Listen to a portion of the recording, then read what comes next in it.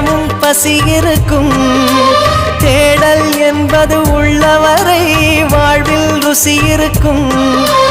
பாடல் போல தேடல் கூட ஒரு சுகமே.